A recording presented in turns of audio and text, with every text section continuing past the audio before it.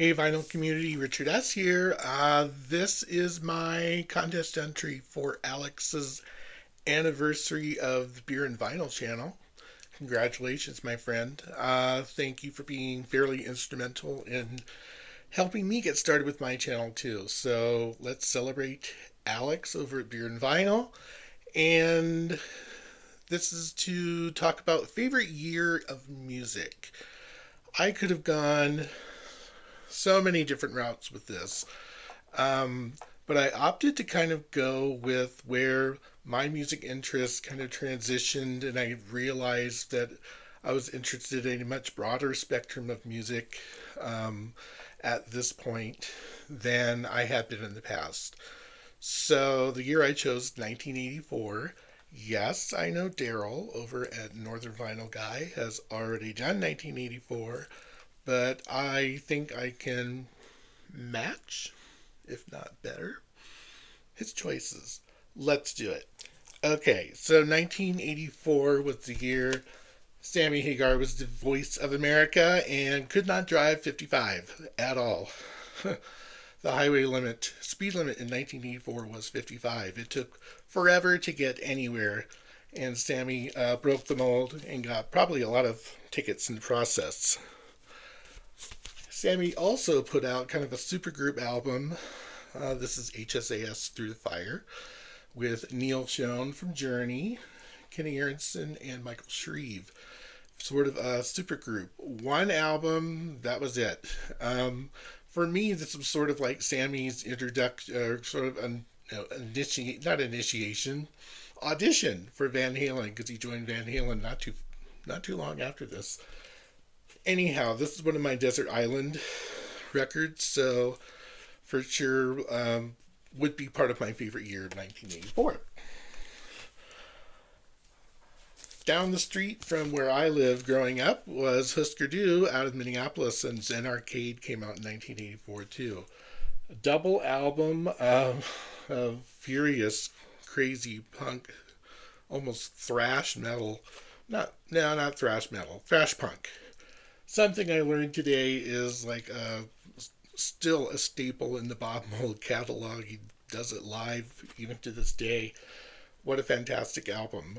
Zen Arcade from 1984. REM was getting a little bit bigger. Reckoning came out in 1984 too. Great album. I'm going to be honest, I can't remember exactly what came off of this album that was a hit, but I was late to the game with this one because I had Murmur when it first came out, and this one kind of bypassed me for a while.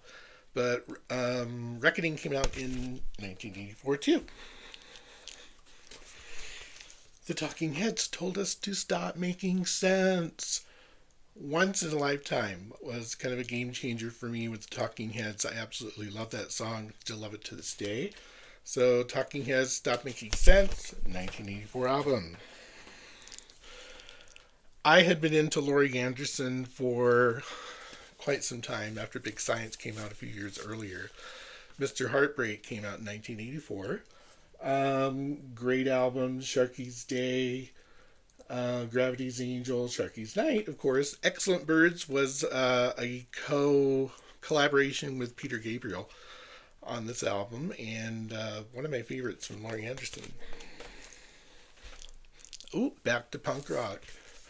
The Minutemen, Double Nickels on the Dime, came out this year too. This is a fantastic album and definitely quirky. Double album, tons and tons and tons of. Man, if the track list doesn't have something like 30 songs on it, I would be surprised. They're kind of buried in all that text in there. Great album from the SST catalog, who did a lot of amazing punk around this time. So, Minutemen's Double Nickels on the Dime, 1984 too. Let's go to Canada. Our friends Rush put out Grace Under Pressure that year. One of my things with Rush is I found growing up that every album that had just come out became my favorite Rush album at the time. I played this a lot. I know this was the synthesizer keyboards era of Rush and not a whole lot of people's favorites. This is actually pretty high on my list of my favorite Rush albums. 1984. Did the Beatles do anything in 1984? Lennon had been killed. No Beatles albums, but Lennon's Milk and Honey um, with Yoko Ono came out in 1984.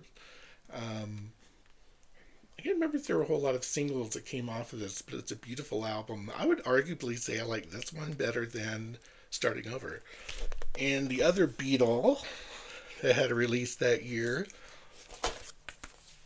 Paul McCartney's Give My Regards to Broad Street. Yeah. It's the Beatles. You have to mention it.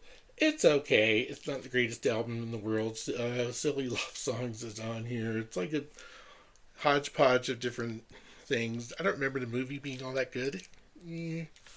But 1984. It matters. England. How about Echo and the Bunnymen and Ocean Rain? This became a classic from Echo and the Bunnymen.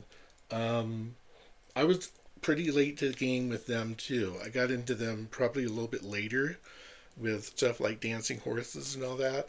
Great album from Echo and the Bunnymen. Simple Minds put out the Sparkle in the Rain album in 1984 too. Another classic from them. There were a few bigger songs off of this that I vaguely recall. This is one of the ones that would show up in my import section in my local store. And I would be like, what is this? Oh, should I get it? And took a chance, and sure enough, great album. Bronski Beat. Age of Consent came out in 1984. Kind of a groundbreaking album for, the gay pride movement. Small Town Boy and Why became huge hits. Despite the overtones of the album. Beautiful album. Awesome stuff. 84. My hero, Gary Numan. Yeah, that's Gary Numan. White face, blue hair. Berserker. This is actually a really good album. He started kind of doing some quirky things, more keyboard oriented and programmed synths on this album. Added some female vocal backups, which kind of changed the dynamic. Not his strongest album, but arguably one of my favorites at the time, because Gary Numan was another one. The latest album was going to be my favorite, and I played it a lot. Big Country's follow-up. I think this is the follow-up to The Crossing, which is probably one of my favorite albums from Big Country by far. It's Steel Town. Came out in 1984. East of Eden, Steel Town, Where the Roses Sown. Not as strong as The Crossing, but continuation of kind of the Big Country sound, for sure. Here's another classic. I was into OMD since their first couple of albums came out, and then Junk Culture hit. They kind of changed, to me, they kind of changed their sound in 1984. This is a lot more commercial-oriented, radio-friendly OMD after Dazzle Ships really was a hard time commercially. I absolutely love Dazzle Ships, but this is Junk Culture. Junk Culture, Tesla Girls, Big Song, Locomotion. Lovely album cover too. I should frame this. What do you think? 1984, OMD. The Cult. Storm the World with Dreamtime. First album? I think it is. I actually was into The Cult after I got into Love first, then this, then Electric, and kept going. I have a lot of stuff by The Cult. I could probably do a deep dive just in Cult. But still, classic album from The Cult in 1984.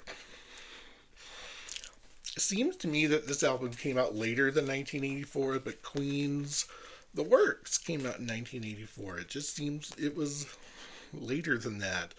Maybe because I started going off of Queen because of Hot Space being kind of and I think the general public too. But this is Radio Gaga album, so I absolutely love this one. I can't remember if there were other hits on here. I'm sure, I Want to Break Free is on here, of course. So, The Works came out in 1984. And the world was introduced to the one and the only Morrissey and the Smiths. Hatful of Hollow came out in 1984. This is sort of like a singles collaboration. I think they'd only put out singles for a while, and this one kind of puts together the most of those. William, it was really nothing. What difference does it make? This charming man. How soon is now? All on this album. Again, 1984. That was all from Britain. How about Australia? Anyone from Australia do an album in 1984? Yes, In Excess did. The Swing. Actually, one of my favorite albums from In Excess, so it would put on par for me with Kick and Listen Like Thieves in my top three In Excess albums. Also from 1984. So, there you have it. I think that was 20 albums from 1984 that would make it definitely one of my favorite years in music for sure. So, I did it. Congratulations to Alex for his first anniversary of his channel. May you have many more. And everybody head over to Alex's channel and see what's going on over there. He does a lot of really fascinating videos and funny and fun and informative. So, there you have it. Have a great night, and we'll talk to you soon. Bye, all.